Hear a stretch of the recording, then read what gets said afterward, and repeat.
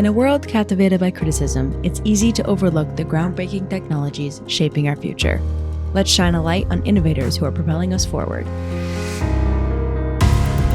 As the most active venture capital firm in the US, we have an exceptional view of tech's real-world impact. Join us as we explore, celebrate, and contribute to the stories of those creating tomorrow. Welcome to the Tech Optimist.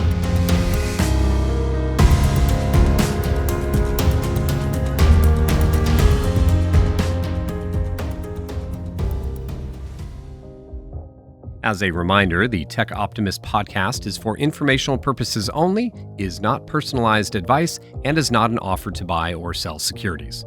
For additional important details, please see the text description accompanying this episode. Ready? I'm ready to go. Yep. Okay. So welcome to this episode of the Tech Optimist podcast. This is the 3 breakthroughs segment where we talk about what we think are 3 announcements or breakthroughs from the last week or so that we think have potential big impact for the world. And I'm here with Drew Wandzilak, who's a senior associate with Alumni Ventures. Drew, where are you today? I am in our New York City office, right here by the Empire State Building. How's the weather in New York today?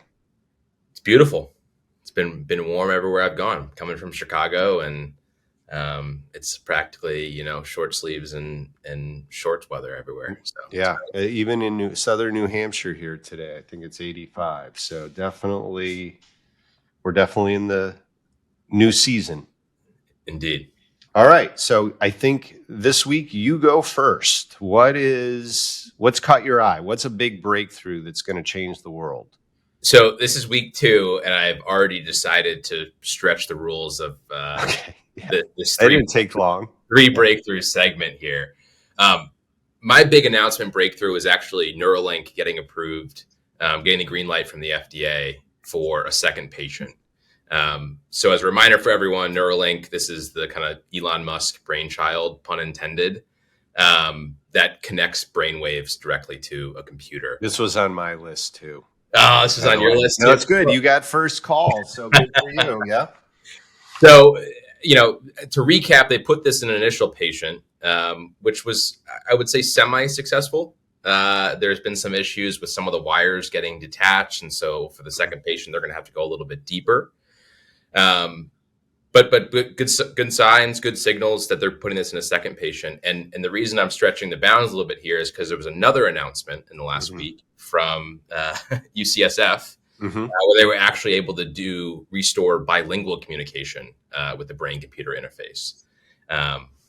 Why is that important? Well, you can actually kind of differentiate between Spanish and English when you're taking someone that is nonverbal, doesn't have the ability to speak. And you're giving them that ability back. And so being able to understand between different languages is really important. And they were successful in this. Clinical trials, but successful to date. Part of this larger project called BRAVO, which is Brain-Computer Interface for Restoration of Arm and Voice. And so I think just really great signals and steps as we think about what is the future of putting a small computer, inside of our head. Yeah. And it's not just for, allowing a quadriplegic to play a video game. It's restoring, I think, very vital functions of voice, of motion, communication to people that have lost it. Yeah. And I think if we're really looking ahead 10, 20, 30 years, I think this merging of humans and machines, it is, obviously this is a big barrier between silicon and, a human brain, but it is the very, very first steps on that for sure. And, I do think there's a scenario where there is a merging of those two things over time, right? So I think it not only points to kind of these short-term things, but I think it's directionally where, the puck is heading.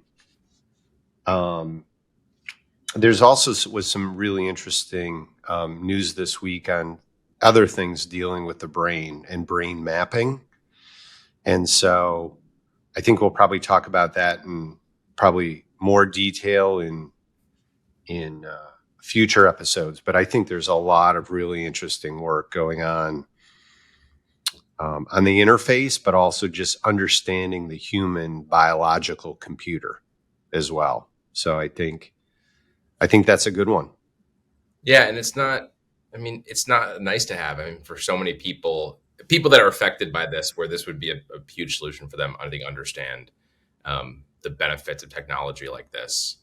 It's not just, can we put Siri in my head, or be able to, call an Uber, just by thinking about it. But it's, people that have lost the ability to communicate, move, and how much that excludes people from, especially as we're Society, in this for sure. digital world where everything is digital. And if you can't move a cursor on a screen, what does that prohibit you from doing? Yeah. Yeah. Ever wonder how the ultra-wealthy invest their money? They often back startups before they go public through venture capital. Now, individual investors like you can too with Alumni Ventures. Visit av.vc to get started. Great. Cool. Mike, your breakthrough? My breakthrough, I'm going to really change gears here, and I'm going to go into food innovation. And this was the coming out of stealth of a company called Ohalo. OHALO, I believe. And this is a company that is really trying to innovate in the area of food and food breeding. And, if you really look at the progress of civilization and the ability of the planet to feed 8 billion people, it's really come across through, making certain foodstuffs scalable, wheat, rice, etc., that just provide, where you've converted corn from basically a grass into something that is, just drive through Iowa, and the ability to just produce massive amounts of calories in an industrial way has been profound. But the way that has been done historically, and again, I would encourage people, I think they have some really good videos on YouTube and on the website. We'll put those in the show notes. But they do a pretty nice history lesson as well about the way one has done that is really trial and error and crossbreeding. Basically you're, combining DNA of two plants, and it's kind of a random mix up, and you kind of have to rinse and repeat that over lots and lots of generations. And so when you can begin to do that with technology and software, and you can just greatly accelerate progress. And again, if you can improve yields, and if you can improve the desirable characteristics of plants, where you can grow things in places that historically you couldn't grow them, or you could grow them with less water and less fertilizer, it is a big unlock. And again, pretty early stage company. I think they've raised 50 million or so. So still a big journey in front of them, but the technology, it sounds very, very promising, and some of their early results are really, really impressive. And there's, again, just a huge value creation unlock. Again, you can look at the big seed companies, Pioneer, Monsanto. These players have created enormous amounts of value. But I think, we may be entering into a new era of that with both, software and, CRISPR technology, and some of the insights we have in how these things work, that I think there's huge potential now in the area of plant breeding that could be, again, change the world kind of stuff.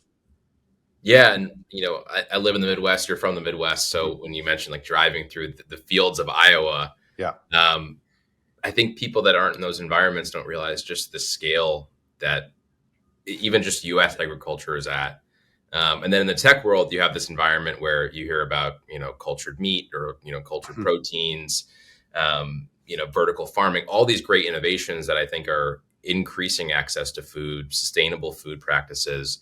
But it's a couple drops in the bucket compared to the scale of traditional Wheat. agriculture. Yeah. Wheat, Right. corn, potatoes. I mean, again, just when you're looking at feeding 10 billion, 12 billion people, again, it's just how can you develop that many calories with, not depleting the soil, water, all the environmental factors that you have to manage. And again, the use of technology to whenever you can move things on a different technology plane.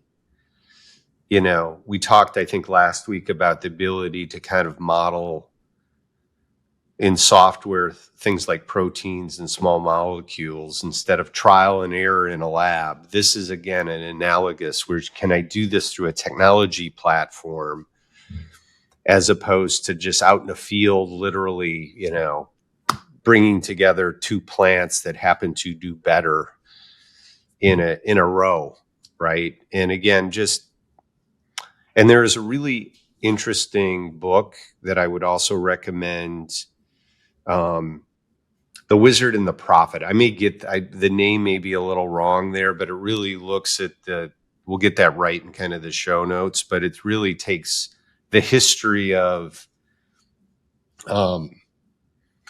how we address the future, either through technology solutions or having an approach of being conservationists, right? And one of the things they go through is just, how industrial wheat was invented and produced. And it's really just a fascinating story and history lesson for, tech nerds. And again, a pretty philosophical approach about how do we move forward in the world. And again, as venture capitalists and just where we are personally is, we're believers that technology is the way you're going to solve problems, not by going back to hunter-gatherer or, gee, we need to get the population of the world back down to 1 million people. That's not our solution. Hey everyone, just taking a quick break so I can tell you about the Deep Tech Fund from Alumni Ventures. AV is one of the only VC firms focused on making venture capital accessible to individual investors like you. In fact, AV is one of the most active and best performing VCs in the US, and we co-invest alongside renowned lead investors. With our Deep Tech Fund, you'll have the opportunity to invest in innovative solutions to major technical and scientific challenges, which can have a hugely positive effect on society. Companies that have the potential to redefine industries and create a more sustainable future and deliver significant financial returns. So if you're interested, visit us at av.vc/funds/deeptech. Now back to the show. Okay, what's your third one, Drew? Well, so it's funny. I'm glad you brought up food and agriculture. And I mean, for people watching and listening, Mike and I this week decided not to tell each other what we were going to do. And I think I took your Neuralink one. But for my third breakthrough, a similar kind of two announcements that are related, but in our innovations within the sky and the clouds, as they relate to climate, as they relate to agriculture. And so the first one is actually kind of an anti-breakthrough, where University of Washington researchers were stopped by the government in their research that they were trying to put particles up into clouds that would actually reflect more sunlight, kind of back up away from the ground. There, of course, is some potential environmental concerns to doing that, but I think starts to drill into this concept of, can we actually start to modify the climate that supports kind of our response to climate change and to global warming? So that was one announcement, and again, kind of an anti-breakthrough, but I think showing meaningful progress there. And it reminded me of this company that came out of stealth a couple months ago called Rainmaker. They're not doing particles to reflect the sun. They're actually putting particles into clouds to induce rain. And so you touched on this point of, can you grow crops in areas that they traditionally wouldn't be able to grow? Can we bring communities out of droughts? Can we reduce flooding? Can we reduce the severity of hurricanes? And this startup thinks we can. And, by flying drones and dropping, I think it's like sodium iodine particles into the clouds, you can modify what's happening in those clouds. And that has a major impact on, everything from farmers to ski resorts, and talking about, getting the right snow for ski season. So some interesting stuff there. Would love your thoughts. No, I mean, I think they had some big storms and flooding in the Middle East there. I don't know if you saw pictures of those. We'll probably put those up in show notes, because they had been doing some cloud seeding. I also think this week we had, a fatality with turbulence on a flight that was going through, the part of our. And again, these things tend to get hyped. There's like 1 trillion travel miles, and we had one fatality. But there's a band of our planet where turbulence is really more pronounced, which this was right in the middle of. I think it was a flight to Singapore. And again, we can, and this is, I understand this reaction to don't mess with Mother Nature, right? And again, I think you probably saw that in Washington State. But I think it's a very healthy debate, which is, by being on this planet in huge numbers, we are messing with Mother Nature every day. And so I don't think it's a choice of do we or don't we. It's how do we do it? How do we do it intelligently? How do we understand that for everything we do, there's an unintended consequence? So one does have to be careful. And I think there's a rubric about like risk reward, unintended consequences. Have we adequately modeled this? The challenge with a lot of these issues too, related to the environment, is you're going to impact your neighbor, right? I mean, one thing right now is in New England, we had a kind of an air quality alert. Well, we have an air quality alert because, we have some very nasty states with very nasty power plants and factories throwing stuff up in the air that floats over our state. Thank you very much. So, a little bit of a shot at our Ohio neighbors, but we have in New Hampshire, has very little industry, had an air quality alert. But on a bigger scale, it's like, you start doing things, in the United States, how does that impact Europe? Things go on in China, how does that impact the environments of the United States? And so I do think there is a place for international cooperation in this period of nationalism for us to work together on some of these problems. And yes, we have too much carbon. We need to work on putting less carbon up into the atmosphere, but at some point that's still not enough. And people aren't going to give up their cars, and we're not going to turn into EV overnight. So what are we going to do? Well, one of the things that works is reflecting sunlight back up, which clouds do really well. Right. So can we have more clouds? Can we do things that, reflect a little bit more of that sunlight? 3-4% more makes a huge difference. I think it's a PR issue. A little bit more straightforward on. I mean, I think it's a PR issue. For some reason, I think when people think about, myself included, when you first hear about this concept of cloud seeding, it seems so you're playing Mother Nature, right? You're playing God. You're modifying the weather.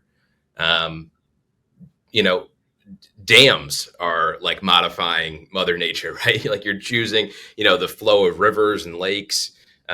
There's ways that we've modified the earth and nature. Iowa And is not natively filled with corn and wheat, right? Yeah. I mean, it was grasslands until we came and turned it into a breadbasket. So yeah, every day we are messing with it. That doesn't mean we don't think about it, do it thoughtfully. There's a role for regulation, international cooperation for sure, but to say no reactively to, alternatives to protein, to intervening with carbon capture or running experiments in this regard, I think is, very short-sighted. And again, at the same time, just reading this week about, the poles melting at even more alarming rates with kind of stuff going on. It's like, okay, doing nothing is a choice, or hoping is a choice as well. So yeah, it's a good one. That's a good one. Yeah. Great. Excellent. All right. We'll do it again next week. I got 2 to do. You get 1. Awesome. Thanks, Mike. We'll talk again. Thank you, Sounds Drew. Good discussion. Bye-bye. Thanks for tuning in to the 9th episode of the Tech Optimist. Come back next Thursday for another installment of 3 Breakthroughs with Drew and Mike. Look out for episode 10 of the show, where Grant Demeter interviews Mike about his journey with Ozempic, a GLP-1 weight loss drug. You won't want to miss it. Have a great rest of your week and keep building.